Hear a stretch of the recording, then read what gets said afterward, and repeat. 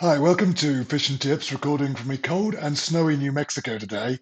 Though I know most people don't believe that New Mexico gets cold because it's obviously in the desert and the fact that it's at 6,000 feet doesn't matter.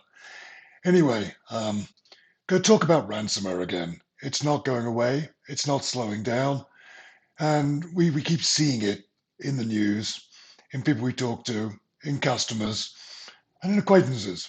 So let's talk a little bit about more detail about what a ransomware attack in 2020 looks like. The first thing to take away is it's not CryptoLocker. It's not a click on an email or download something and it encrypts the files that I can reach, doesn't worry about anything else and moves on and then pops up a note after it's encrypted. It's much more akin, or really is, a full attack. We have formal crews who are executing on it. We'll see the name Ryuk. You'll hear Maze, who have ransomware as a service and started the exfiltration of data as part of their ransomware. Netwalker, Revel, um, Tycoon, major crews who are doing this, and with a full range of attacks that they're using. They are using Russian speaking, usually. Many of these crews are based in Russia, it appears. Uh, Purchasing access from people who've already penetrated it so they can monetize those access as ransomware.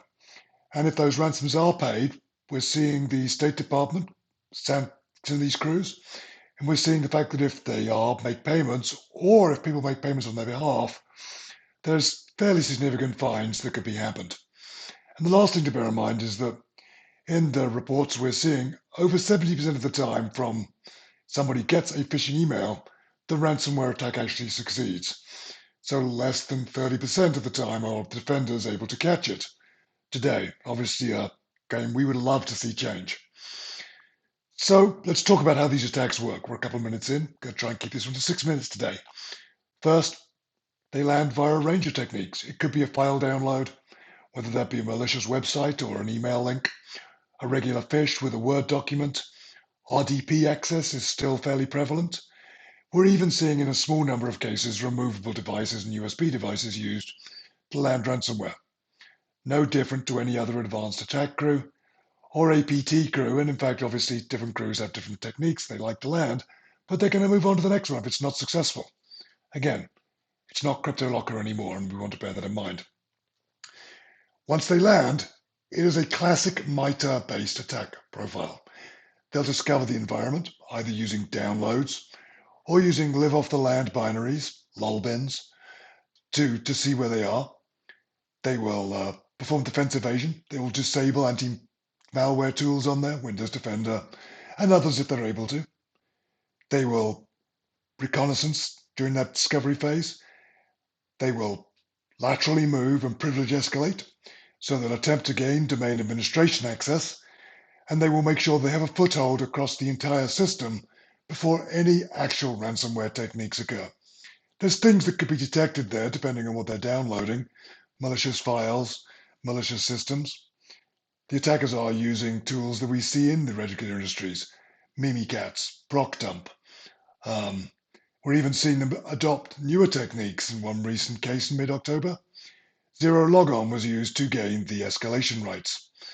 Uh, we still see Cobalt Strike and Cobalt Strike beacons being extremely effective and used in multiple attacks. Commercial tools theoretically available to these people. So they've got domain admin, they've got privilege escalation.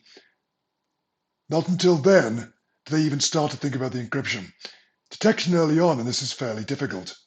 There is going to be command and control traffic, but you're going to need to be looking for that and looking for outbound symptoms to it using IOCs, indicators of compromise that change.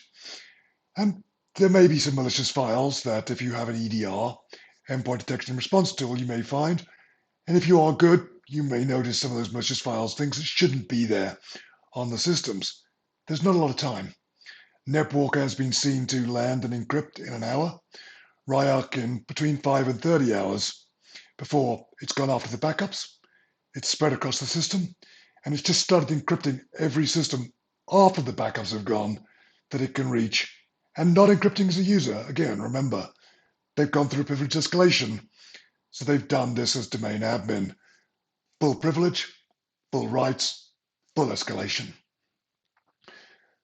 So it's going to have to be a defense in depth. Got to know where your critical data is, identify, protect it. We're going to run anti-endpoint systems.